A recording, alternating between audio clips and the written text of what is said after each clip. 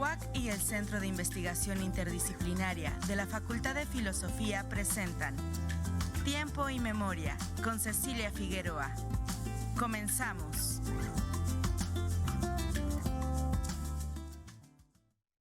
Buenas tardes, bienvenidos a una emisión más de este programa del Centro de Investigación Interdisciplinaria, en donde uno de los programas que congregan a este centro es la maestría en Estudios Amerindios y Educación Bilingüe, que está anclada a su vez al Laboratorio de Interculturalidad del EMI.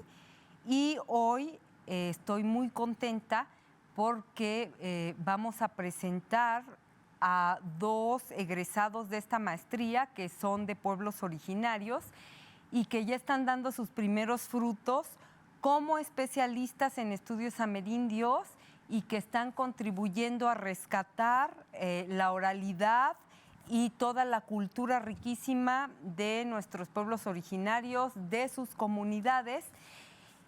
Y el producto es nada menos que estos dos maravillosos tomos, estos volúmenes de estos libros maravillosos, y se trata de los cuentos nahuas de Soquiapán, Puebla, a cargo de la maestra en estudios amerindios Prisca Hernández Martín, y se trata de los cuentos totonacos de Pantepec, Puebla, a cargo del maestro en estudios amerindios Félix Rodríguez Lara. Bueno, sin más preámbulo, este programa, como es riquísimo, esta cuestión de los relatos, de la cosmovisión, de los mitos, de los cuentos, de la cultura, de la riqueza cultural que se encuentran aquí, vamos a dedicarle un programa a los cuentos nahuas. Y para ello, de Puebla, les repito, para ello nos acompaña Prisca Hernández. Hola, Prisca, muchas gracias por acompañarnos. Hola, buenos días, tardes. Muchas gracias por la invitación y por el espacio que nos brindan aquí en TV UAC para presentar el trabajo que hemos venido realizando. Estoy muy emocionada también. Y bueno, pues ahora hablaremos un poco sobre el trabajo de recopilación de tradición oral que está compilado en este libro. Y bueno, pues adelante. Sí, gracias, Pris. Miren, una de las cosas que me emociona mucho es que Prisca y Félix buscaron a través de un proyecto, concursaron, compitieron para que el FONCA les aprobara este proyecto, y el resultado es la edición de estos libros que son apoyados por gobierno federal a través de Cultura, por el FONCA. Y entonces, Prisca, pues ya vamos a entrar en materia. Tú eres originaria de esta comunidad, tú eres nahua, y entonces tú hiciste, hablábamos fuera de cámara, una labor que a mí me parece súper compleja, pero quiero que me digas por qué lo hiciste así. Tú vas y recabas tus testimonios de las personas de tu comunidad que tienen estos relatos, que forman parte de la cosmovisión de tu comunidad de Puebla, pero lo haces en náhuatl, y eso a mí me parece súper difícil porque recabas en náhuatl, de hecho está en lengua original, y luego la traducción en español, pero luego haces la traducción al español, y te preguntaba que por qué lo haces así y no al revés, por qué no vas y entrevistas a la gente en español y luego haces la traducción en náhuatl. Bueno, antes que nada quiero comenzar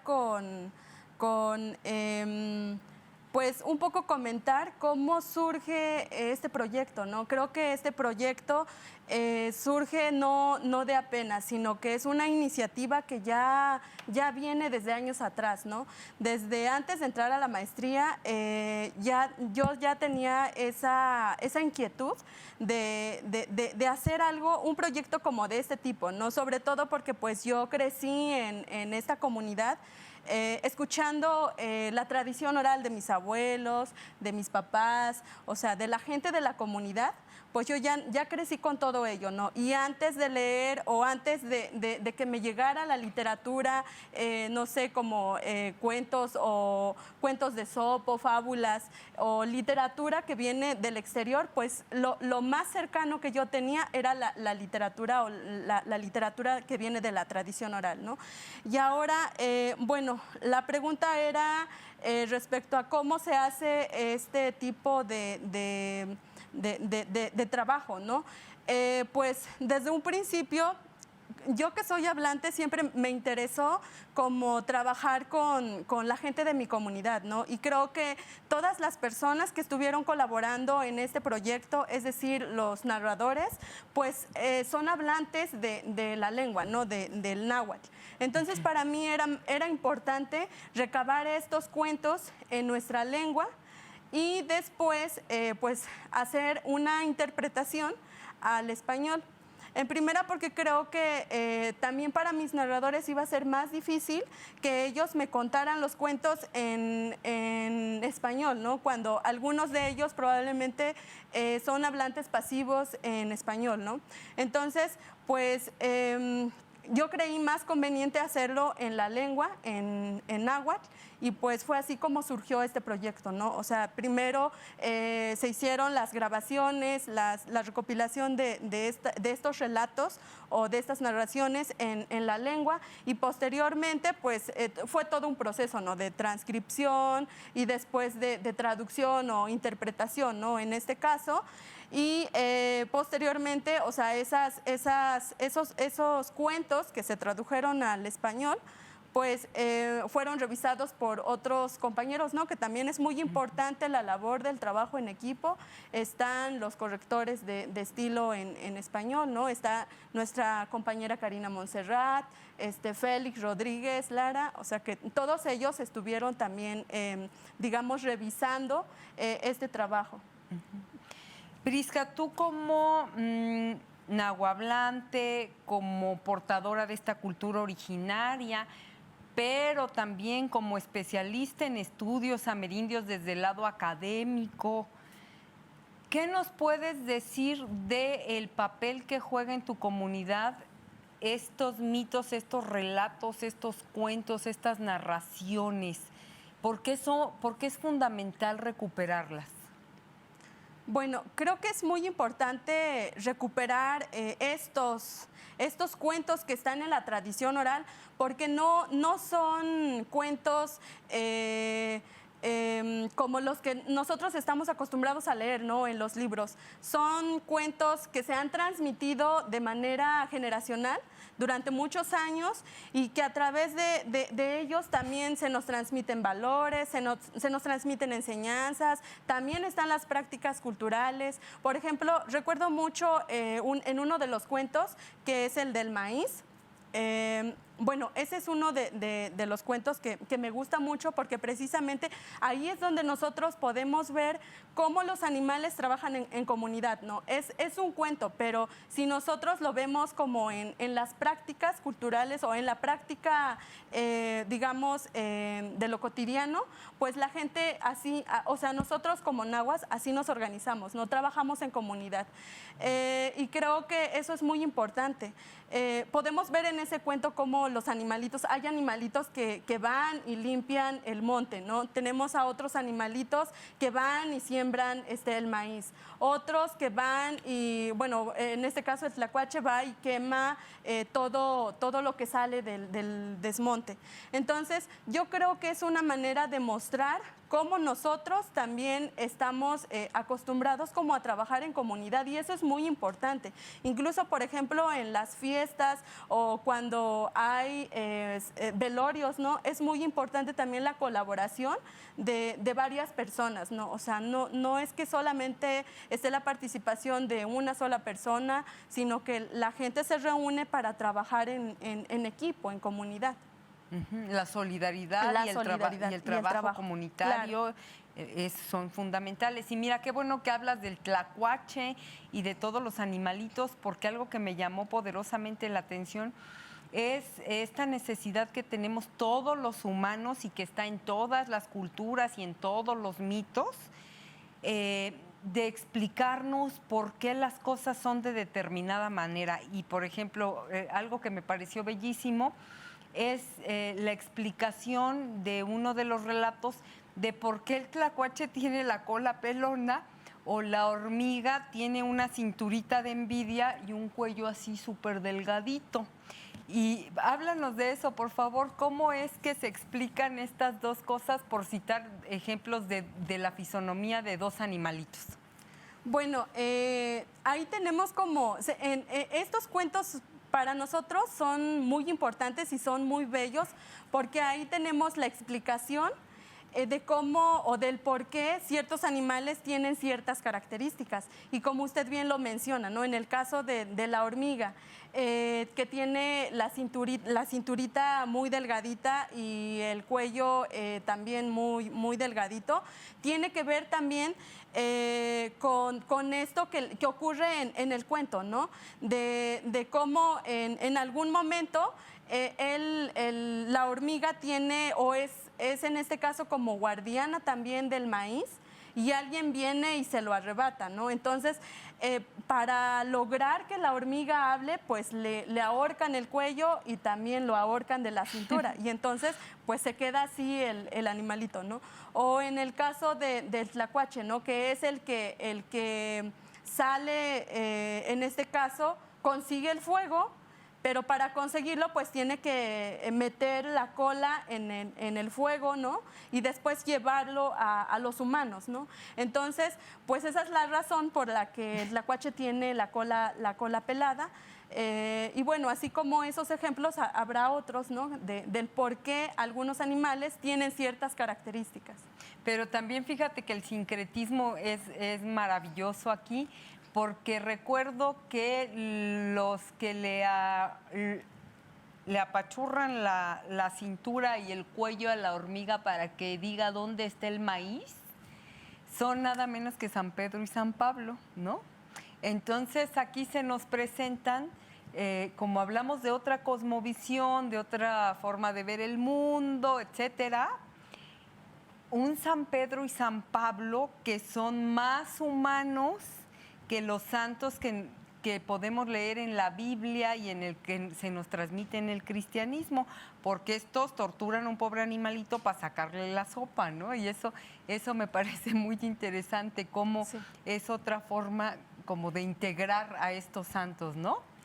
Prisca, y cómo tú me decías algo que yo no te podía creer, pero bueno, ya te lo creo, que aún tú siendo de esta comunidad que has estado inmersa siempre aquí, que tus papás son de aquí, tus hermanos, tus abuelos, etcétera, y que has formado parte de estas festividades y de esta forma de vivir, que había cosas que desconocías y que hasta que te das a la tarea de escribir este libro, de recuperar esta riqueza cultural, aprendes ciertas cosas. ¿Cómo qué aprendes a partir de esta experiencia?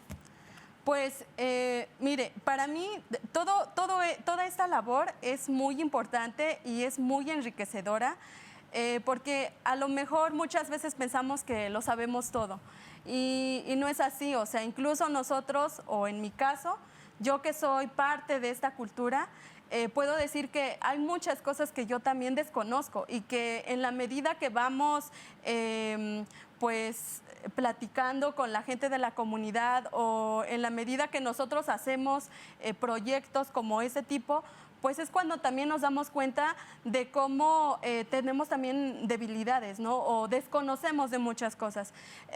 Por ejemplo, en el caso de algunas de las plantas, ¿no? A nosotros desde pequeños se nos transmite o se nos enseña para qué sirven ciertas plantas, cómo se usan, si son plantas medicinales, de qué manera se van a utilizar o de qué manera se usan, o cuáles son las comestibles y también cómo se preparan, ¿no? En la gastronomía. Pero también hay otras que desconocemos, ¿no? Y creo que es muy importante la tradición oral porque es ahí donde nosotros podemos ver que hay ciertas plantas que tal vez nosotros ya las vamos desconociendo, ¿no? Tal vez eso tiene que ver también con esto de alejarnos un poco, distanciarnos un poco de la comunidad, y este tipo de trabajos nos ayuda a acercarnos más hacia nuestra cultura, hacia nuestra lengua, nuestra tradición, ¿no? Y recuerdo mucho, por ejemplo, una de las plantas que viene en uno de los cuentos, que es el Talexquiquilit. Yo sabía que había muchas variantes de esa planta, y que es la que se conoce aquí en las ciudades, ¿no? Se utiliza esta planta como una planta de ornato, pero yo no sabía exactamente a qué tipo de planta se estaba aludiendo en el cuento. Y entonces, pues en este caso yo sí tuve que acudir con uno de mis colaboradores para que me enseñara exactamente cuál era la planta de la que se estaba aludiendo en el cuento, ¿no? Porque pues hay como que una variedad inmensa de plantas. Y pues aquí en este caso, pues si soy sincera, yo no conocía cuál era exactamente la que se mencionaba, y creo que es una forma de conocer más, ¿no? lo que hay también en el entorno, pero yo creo que también va a ser, es una muestra de que tampoco podemos como alcanzar a saber todo, ¿no? Incluso en el caso de la lengua. Yo todavía me sigo sorprendiendo de muchas cosas que voy encontrando en estas narraciones o en esa tradición oral, y de términos, ¿no? Que incluso a lo mejor yo como hablante, pero que soy hablante joven, seguramente también ya las estoy perdiendo, las estoy olvidando, ¿no? Entonces, pues es muy importante para mí la tradición oral y acercarse más a los abuelos, ¿no? Acercarse, platicar con ellos, porque tienen mucha riqueza en sus cuentos, mucha riqueza pues en sus enseñanzas, y en todo esto. Creo que eso. Algo que no quiero que se me pase preguntarte. El tonal es algo mucho de la cultura náhuatl que hablábamos, que tiene pues evidentemente un antecedente precolombino, o como le queramos llamar, antes de la llegada de los españoles.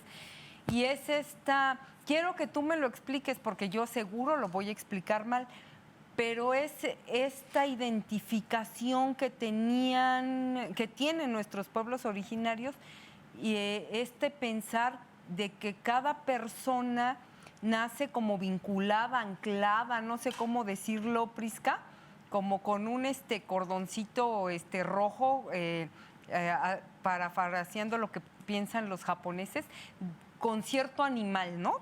Entonces, no sé, mi tonal puede ser el jaguar, ¿no? El tuyo puede ser el águila. Y esto está presente en estos relatos, y en uno bellísimo, sobre todo de un esposo que desconfía de la esposa porque los compañeros de trabajo le empiezan a meter cizaña y le dicen por envidia: ay, qué raro que tú siempre comes carne, ¿no? Que en el Itacate tu esposa todos los días te pone carne y nosotros comemos puros frijoles con tortilla. Seguro se ve con otro hombre y ese hombre es el que le lleva la carne para que tú comas, y entonces ella lo lleva y le dice: ah, sí, pues ahora vas a ver cómo consigo la carne, vente, es un don que me dieron. Y entonces ella se convierte en tigre dando maromas, y entonces así caza conejos, pollo, guajolote, borrego, y le dice: así es como te doy de comer carne, pero es que este es un don que yo tengo, es como una nahuala que tiene su tonal en un tigre. A ver, platícanos de eso, ¿qué es un tonal? Bueno, creo que estos términos están muy presentes en la tradición oral y en la cultura mesoamericana. No solamente en los cuentos nahuas, también están en otros cuentos de otras culturas, lo de los tonales y los nahuales, ¿no? Pues aquí podemos ver en ese cuento que usted menciona precisamente cómo pues está esa creencia, ¿no? Que se tiene todavía en la comunidad y que está presente en los cuentos, de cómo el ser humano nace como con un compañero animal, pero ese sería como el tonal, en este caso el tonal de alguien. Pero en el caso de los nahuales, pues tienen un don como más elevado, ¿no? Porque pueden en este caso incluso ser malvados, ¿no? Bueno, eso también aparece en otros cuentos. Pero yo creo que en este caso, como lo menciona el personaje del cuento, o sea, es un don que se trae de nacimiento y está presente en los cuentos, o sea, es parte de las creencias que están en esta tradición oral. Y pues esa sería como la diferencia de tonal. Es decir, nacer como con un compañero animal, pero no precisamente tener como esa capacidad para convertirse en animal, ¿no? En cambio, el nahual pues tiene esa cualidad como de poder convertirse y pues también tal vez, en este caso podría ser también travesuras, ¿no? O tiene una cualidad superior en este caso. También, hablando de esto del tonal, me decías que se tiene la creencia de que si a tu animalito tonal, no sé, un jaguar, le disparan, a ti te repercute también en la salud. Y esto lo saco a colación porque algo que me pareció súper significativo de estos relatos es que hay una comunión con los animales, las plantas, la naturaleza, la tierra, la milpa, el maíz, el frijol, con todo el entorno que es envidiable, admirable y que yo creo que si no hubiéramos perdido esto, pues no habría pandemias, no estaríamos en riesgo alimentario, o sea, el planeta sería otra cosa.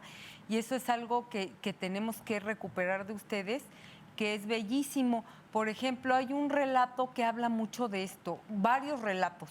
Si tú vas y dañas a un animalito, el dueño, que es como ¿cómo podrías definir al dueño, Prisca?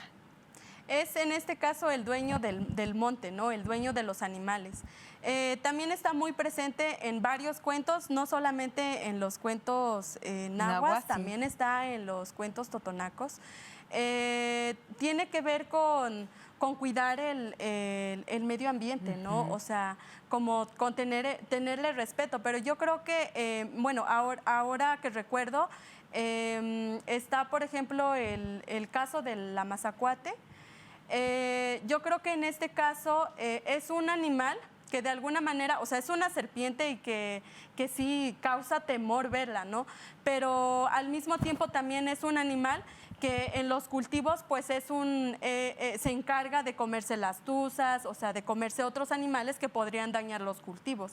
Entonces, en este caso yo creo que es como una metáfora mencionar que la serpiente en este caso es el guardián, ¿no? Es el guardián y da en este caso como poderes o tiene poderes precisamente por eso, ¿no? Porque si está la serpiente y se come las tuzas, los conejos, pues obviamente estos animales que se alimentan de la cosecha, pues ya no, digamos que ya no existen, ¿no? O sea, ya las cosechas pueden ser más fructíferas en este sentido. Cumplen una función. En el equilibrio, ¿no? Exacto. Pero además, fíjate que eso que dices es muy significativo, porque en estos relatos de la cultura náhuatl de Soquiapan, Puebla, aquellos seres humanos que con intención o sin intención agreden, dañan a algún animalito planta, les va mal. O sea, reciben un castigo, los jala de las orejas el dueño del monte y le dice, ahora vas y curas esa venadita, porque si no me la vas a pagar. En cambio, los seres humanos que, por ejemplo, con animales tan imponentes como tú dices, la mazacuata, que debe ser una serpiente así grandota, gorda, enorme, que yo creo que si la ves te infartas, si tú la ayudas y ese animal te dice, ayúdame, quítame esta piedra de encima, y ese ser humano la ayuda, en recompensa recibirá riqueza, recibirá abundancia, no tendrá que trabajar. Es decir, siempre la moraleja o la lección de vida es, tienes que estar en armonía con la naturaleza, porque si no, te va muy mal, ¿verdad? Sí, así es. En este caso, pues como usted bien lo menciona, ¿no? O sea, Creo que estos cuentos tienen mucha riqueza y podríamos como analizar varios, ¿no? Son varios los que aparecen en este tomo, en el tomo Nahua. Y pues precisamente por eso también mencionaba al principio, ¿no? O sea, tiene mucho, nos transmiten valores, nos transmiten enseñanzas, a través de ellos también se nos pueden dar consejos, ¿no? O sea, son cuentos que de alguna manera cumplen una función dentro de donde se están contando, ¿no? Así es. Nos queda poco tiempo, Prisca, pero sí me gustaría que cerraras platicándonos. Bueno, ya es un gran logro, ¿no? Que estos relatos, estos mitos estén en este libro, en náhuatl y en español, y que yo haya tenido el privilegio de leerlos, todos los que puedan leerlo, que no pertenezcan a esta cultura, eso ya es valiosísimo. Pero además hay otra cosa que están haciendo, que es difundir y divulgar. ¿En dónde, Prisca, van a poder, por ejemplo, los hablantes, las personas de tu comunidad, están haciendo la presentación de estos volúmenes? ¿Cómo lo van a difundir? ¿Es gratuito? ¿Dónde lo podemos comprar? Platícanos de eso. Bueno, en realidad estos libros vamos a hacer las presentaciones de estos libros primero en nuestras comunidades, porque creemos que es muy importante que la misma gente que ha colaborado, ha participado para este proyecto, pues que se dé a conocer ahí mismo, ¿no? Entonces, primero lo que vamos a hacer es dar difusión en nuestras comunidades, es decir, en Pantepec y en Soquiapan, que es de donde surgen estos cuentos. Y después también tenemos pensado como difundirlo en las escuelas, ¿no? En las escuelas también de nuestras comunidades. Obviamente, pues nos gustaría que se le diera difusión como más hacia el exterior. Incluso, pues yo creo que agradecemos mucho a TV WAC que nos brinde este espacio también para mostrar el trabajo que estamos haciendo y pues para que ustedes también puedan disfrutar de estos cuentos, ¿no? Pues podrán encontrar, bueno, después de las presentaciones vamos a activar un link para aquellos que no alcancen a tener el libro en físico, pues puedan descargar el libro de manera digital. Bueno, pues estaremos entonces al tanto. Muchas gracias a la maestra en estudios amerindios por la Universidad Autónoma de Querétaro, Prisca Hernández, compiladora y traductora al español de Cuentos Nahuas de Soquiapan, Puebla, que es un proyecto financiado por FONCA. Y a nuestros televidentes, muchas gracias por el favor de su atención y nos vemos en la próxima emisión. Buenas tardes. TV WAC y el Centro de Investigación Interdisciplinaria de la Facultad de Filosofía presentaron Tiempo y Memoria con Cecilia Figueroa. Gracias por acompañarnos.